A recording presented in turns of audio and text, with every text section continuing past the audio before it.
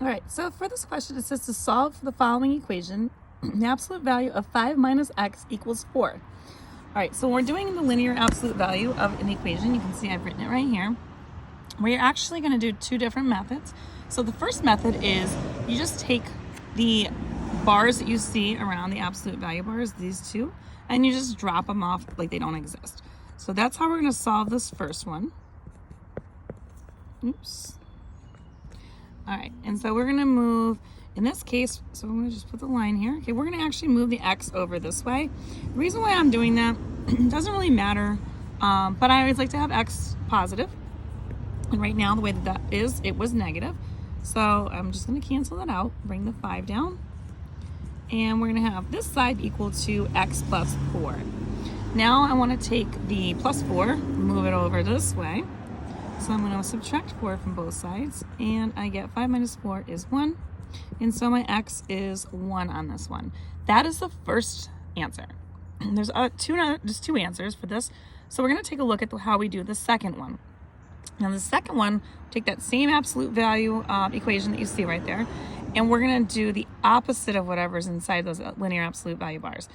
So inside the absolute value bars, you have a 5 minus x, but what we're going to do is we're going to take the opposite of everything in those bars. So instead of a positive 5, we're going to do a minus 5 or a negative 5. And instead of the minus x, we're going to do plus x. And then it's going to equal 4 still. So we're just going to put equals 4. And then we're going to go ahead and solve it. So again, there's my little line. X is already positive, so that's a good situation. It was just that.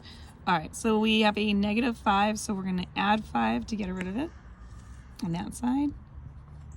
And then that's going to cancel out, bringing just the x down here. And 4 plus 5 is going to give us 9. So my other answer for this question is x equals 9. So these are the two answers that we have, 1 and 9. So that would be the answers that I would have for this question. Now, if I wanted to double check it, I can go ahead and put it on decimal so you can see there's the original equation. Absolute value of 5 minus x is equal to 4. And so if I want to make sure I have this answer correct, you can see I have right there, you got two different lines. You got one line right there. You got one line coming up over there. So when I look at where that's at, you can see that it is on 1. And then I'm just going to move over here. You can see the other line is on 9. So when I have that, again, if I zoom out of this, you can see this is a linear absolute value graph. It's kind of skewed right now, but you could totally see that if I zoom in a little bit in, you can definitely see that there's those two lines, and those are the two correct answers.